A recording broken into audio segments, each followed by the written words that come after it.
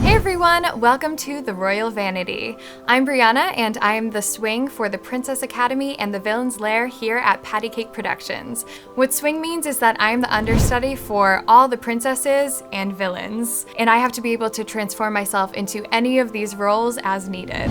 In this series, I'm going to be showing you how you can transform yourself right along with me into any of these iconic characters. If you'd like to see more of me, you can find me on Instagram at Brianna Fogden. In today's video, we're going to be transforming into Snow White from Snow White and the Seven Dwarfs. So before we get into transforming into Snow White, as you can see, I already have my base on, so if you need to get to this step, we covered that in a previous video, so make sure you watch that first. So, transforming into Snow White, who happens to be my favorite princess. She's so near and dear to my heart. I want to make sure that you are not contoured because Snow White has the roundest face out of all of the princesses. She's also the youngest princess at probably 14-ish. So we just want to make sure that she looks nice and young. So no contouring. And if you have more of an oval face, like I sort of have an oval-y face, you can actually kind of trick it with your wig and making it appear that you have more of a round face by pulling it down a bit more to shorten your oval-y face. So moving on, we're gonna start with eyebrows. So Snow White has her classic thin line eyebrows, which funny enough doesn't really translate well into the human world.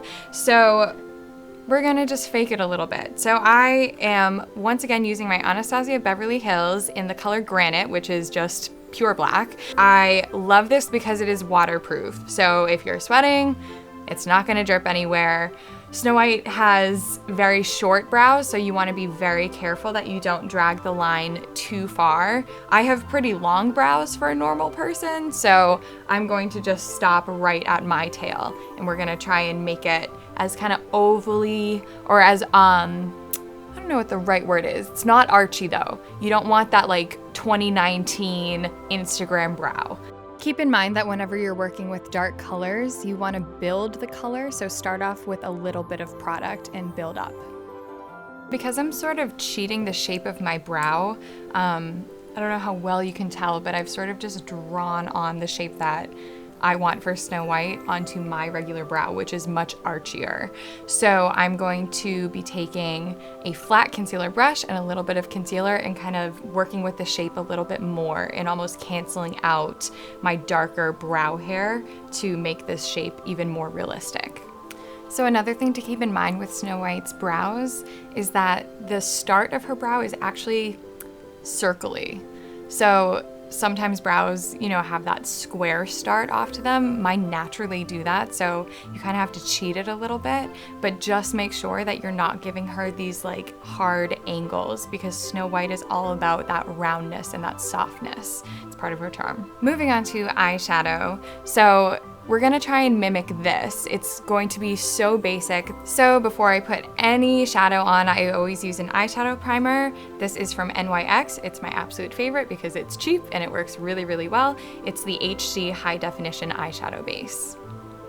So I just put a few strokes on my eyelid and then I'm going to blend it out with an already damp beauty blender just to create a really strong hold for the eyeshadow colors so that they don't move all day.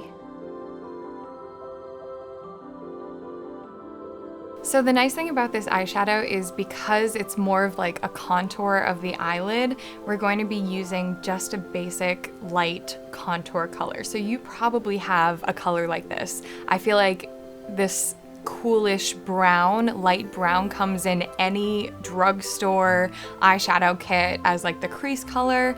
It's usually a part of every standard palette because it is so versatile. So if you just have like a face palette, like I have here, the Anastasia Beverly Hills powder contour palette, this middle color is perfect. So starting with the crease, I'm actually going to use the contour palette.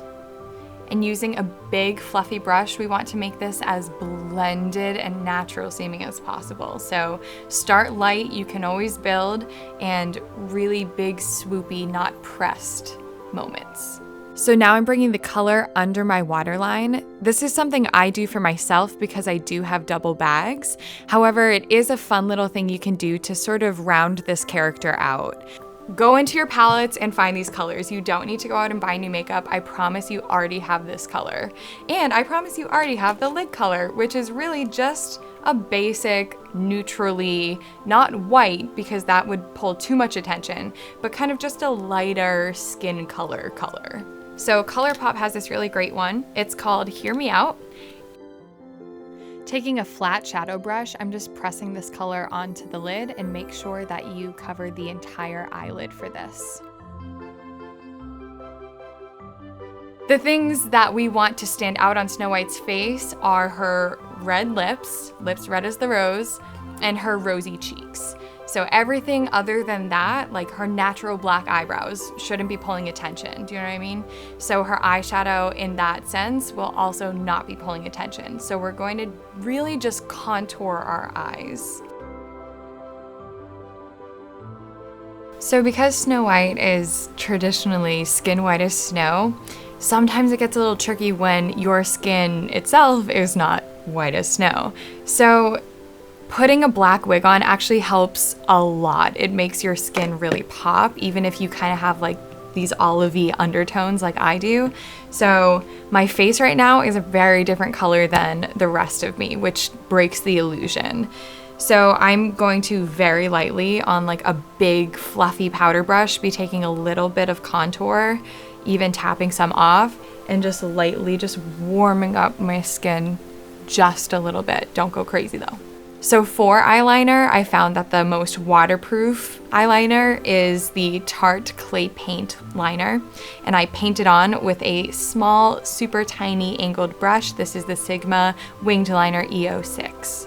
So when it comes to eyeliner for Snow White, I would really stay away from doing a wing for her because her eyes are just so round. So when you do it wing, it just elongates your eyes even more. I already have really almondy eyes, so I want to make my eyes more squished in and more round. So the trick is to change the center of your eye. So my center of my eye is like way over here. With the liner, you want to kind of cheat it in towards the corner of your eye if you have almond eyes like me. If you already have round eyes, great, stick with your natural round eye, lucky you. But if you kind of shift the center over so it becomes taller towards the corner of your eye and then kind of drop it down, that is enough of a trick to make it look like my eyes are way rounder.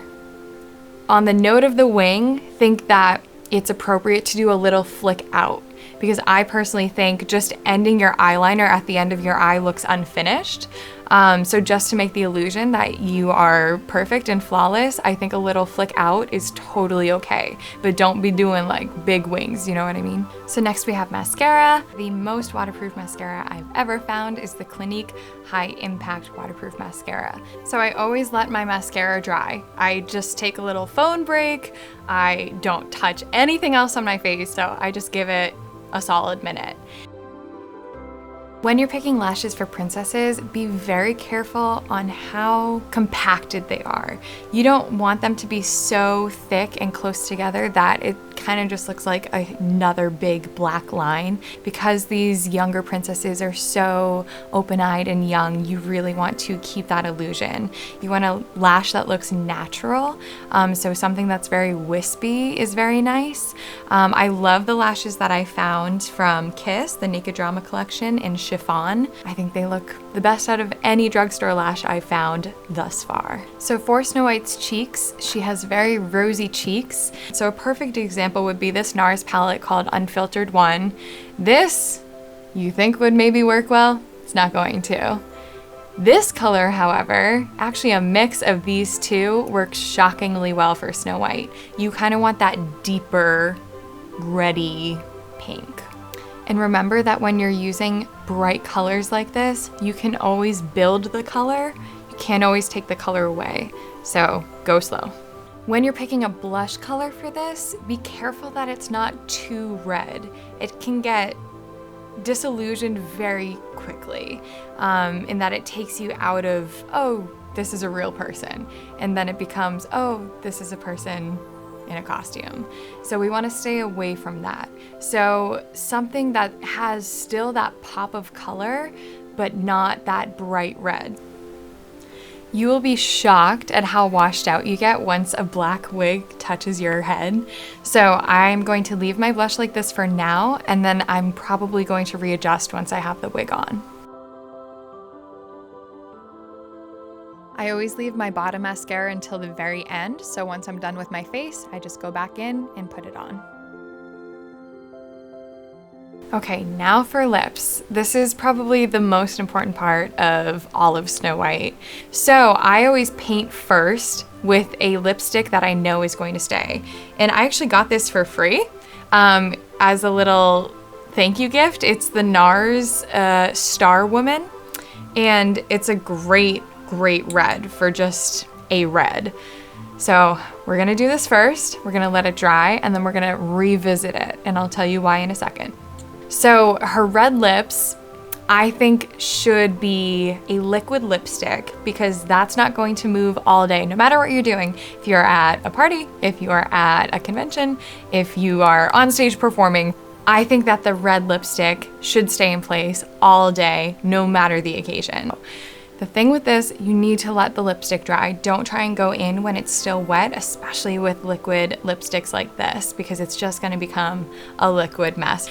Snow White is tricky because of red lipstick. Red lipstick bleeds. So in order to make sure that doesn't happen, you use lipsticks that are good, like those liquid ones that don't bleed out. Unfortunately, those are usually a little bit more expensive. You can put a heavy concealer all over your lips first. For me, that makes my lips too cakey, so I prefer not to do that.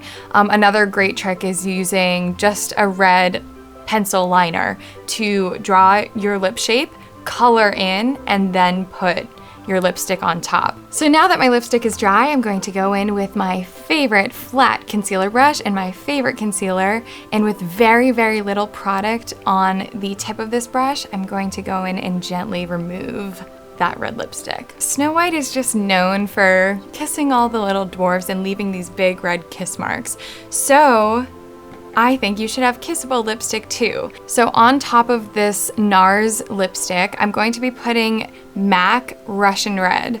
To me, this is like the perfect red, especially for Snow White. You want to be careful when you're choosing your reds. You want reds with more of a blue undertone instead of an orange undertone, because the more orange you go, it's that, I don't even know how to describe it. It's just that red that doesn't really look good, and it makes your teeth look yellow, and we just don't want that.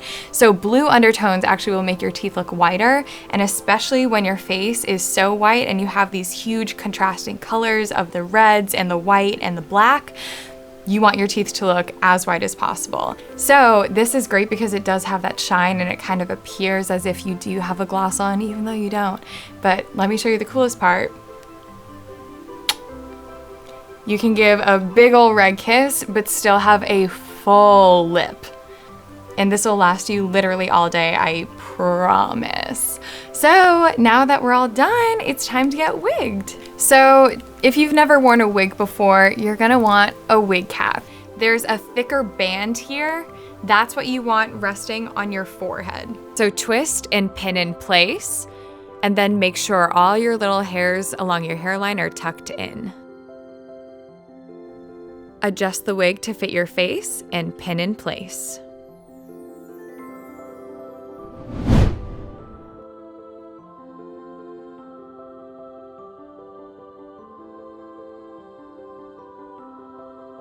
Thank you so much for watching The Royal Vanity. If you'd like to see more transformations or episodes of the Princess Academy, feel free to subscribe right here at PattyCake Productions. Goodbye!